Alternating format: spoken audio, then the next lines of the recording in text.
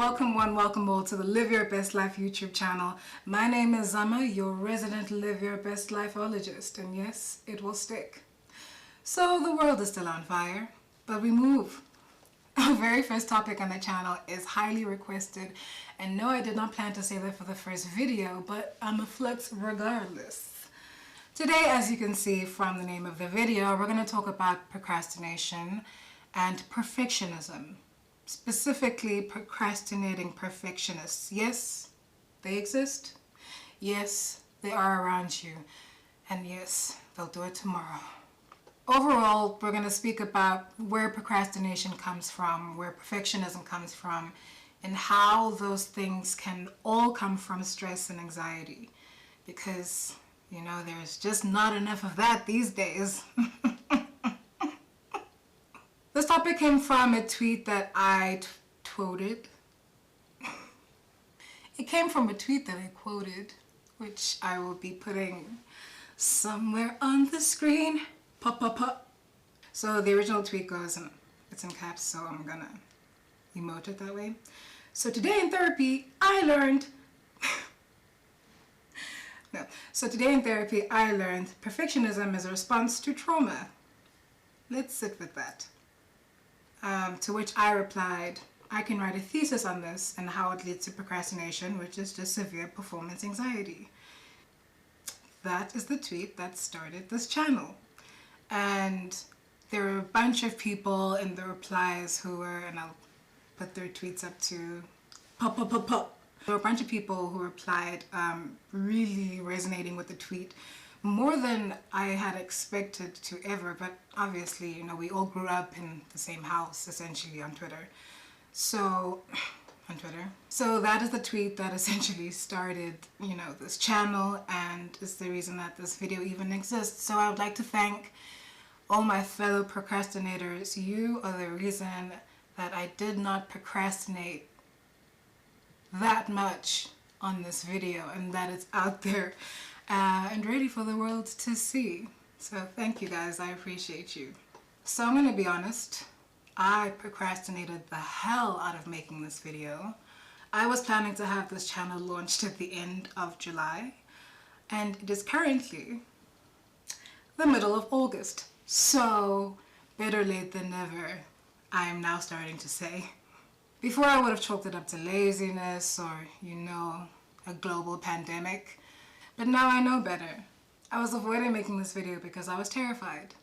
Terrified that it wouldn't be perfect enough. Terrified that I wouldn't be able to communicate my point across sufficiently. An old part of me that I am rehabilitating wanted it to be perfect from the jump, to be bueno from out the gates. But, you know, that's not life. Unfortunately, that ludicrously high expectation of myself wasn't motivating me to get the video done. Instead, I was running in a loop of all the things that could go wrong, all the mean things that people could say, you know, just basic internet stuff. Yeah.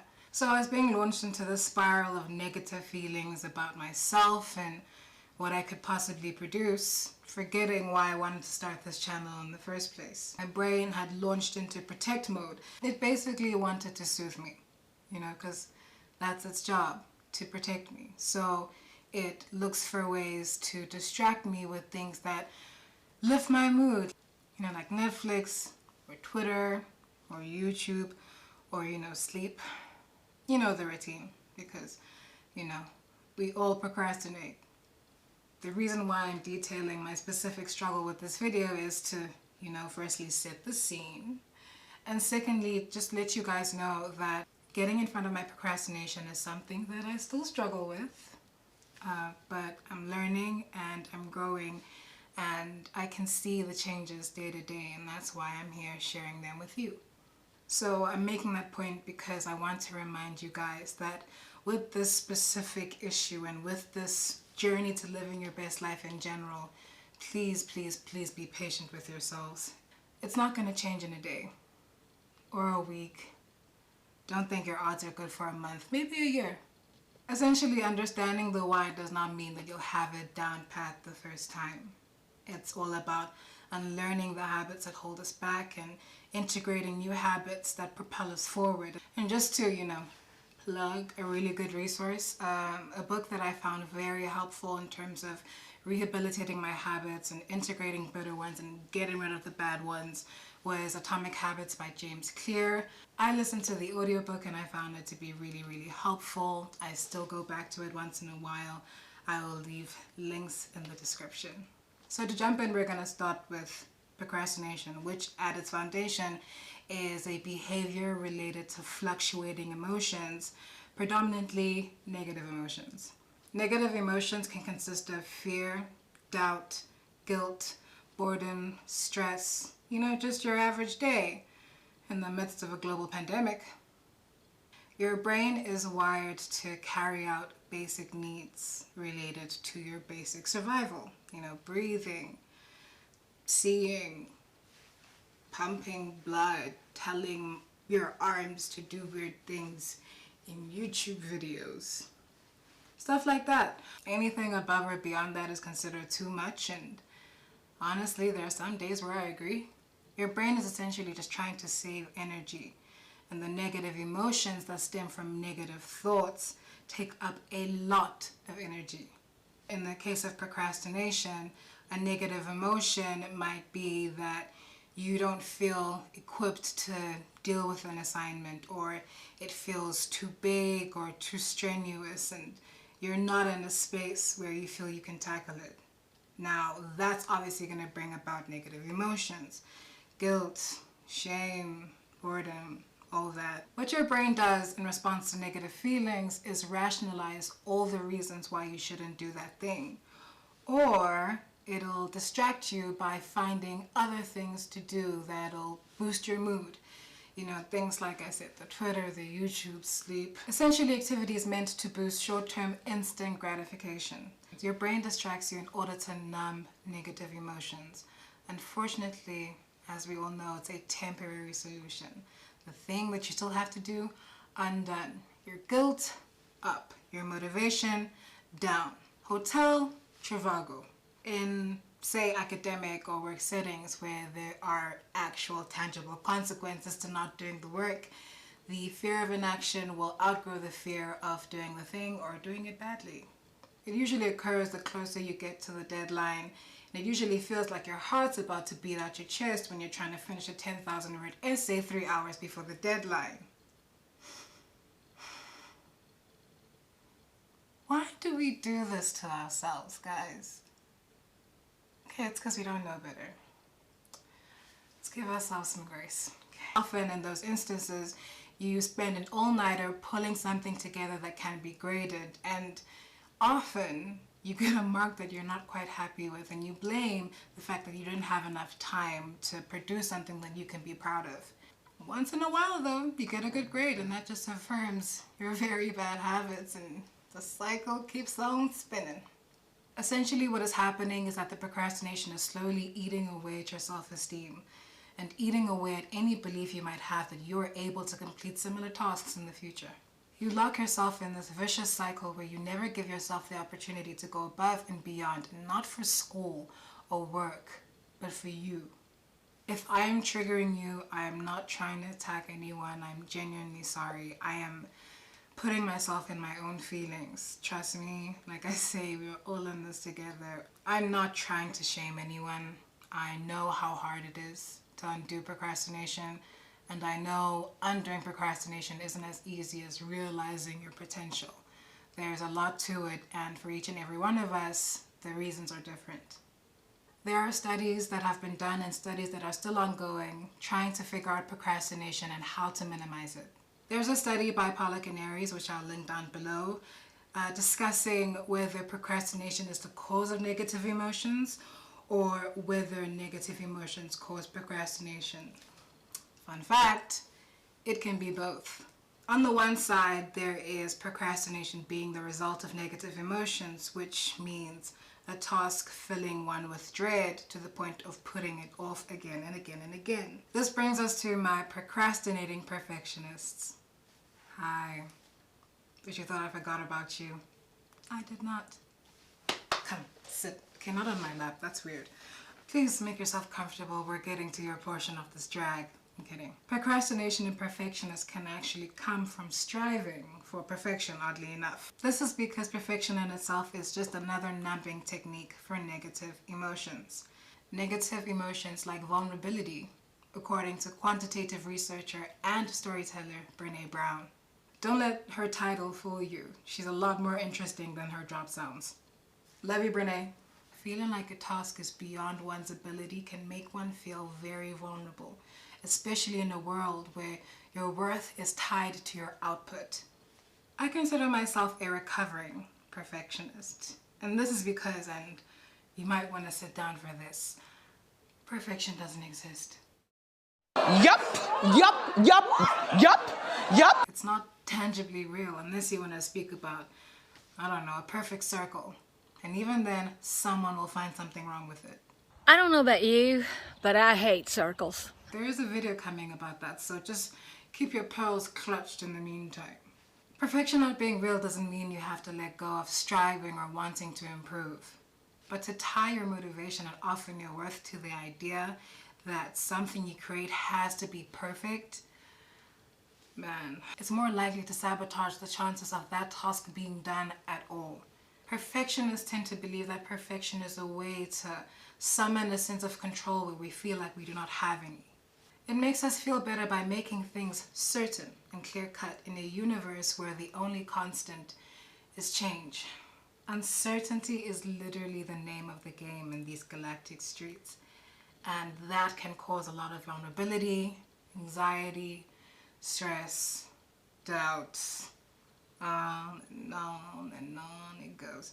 In many cases, like in the tweet that started this entire thing, it can be a response to trauma, because trauma robs us of any sense of control. So we double down on coping mechanisms that make us feel like we're in control. It's essentially a coping mechanism and not a healthy one. And I'll get to why that is in a moment. When looking at procrastination the other way around, where it causes negative emotions instead of being the result of negative emotions, Pollack and Harry state that procrastination can compound already existing negative emotions. Procrastination compounds these negative emotions by creating a false perception that these tasks are more and more difficult to complete, which can stir up negative emotions in oneself like disappointment. That one I know well. This disappointment contributes to a growing tendency to anticipate one's failure, which obviously does not show up front of mind, but builds itself subconsciously. Eventually, next time I'll start sooner becomes yet another promise to yourself that you end up breaking, further damaging your perception of your ability to complete tasks. The lowest point of this cycle came for me when my therapist broke it down for me that given the chance, if someone needed my help, I would drop everything and go help them. But when it came to pouring energy into the things that I love and my own projects, I had none. I physically and mentally could not show up for myself. And at the time, I had not realized that it was depression making this hard, but the chronic procrastination was also adding to that already depressive state, leaving me just empty. The heightened stress and anxiety and guilt just deepened my depression. It increased my anxiety. It wasn't a fun time. When we look at perfectionism as a coping mechanism, procrastinating perfectionists find themselves in this negative feedback loop where their perfection is supposed to drive them to, create the perfect thing. But that immense pressure that they're putting on themselves, that we put on ourselves, essentially stops us forever striving for that perfection in the first place, because the compounding negative feelings and whatnot essentially, dissuade us from believing that we can ever achieve anything perfect. So why even bother starting? It won't be perfect the first try, or ever, because perfection doesn't exist. Yup. You cannot put your feelings or fears in the driver's seat, because the world won't always be there to assure you that you can do it. Often it will try to dissuade you, but if you have validation in yourself, then all of that will just be noise. There's a difference between noise and constructive critique. Knowing your worth can help you sort through that mess.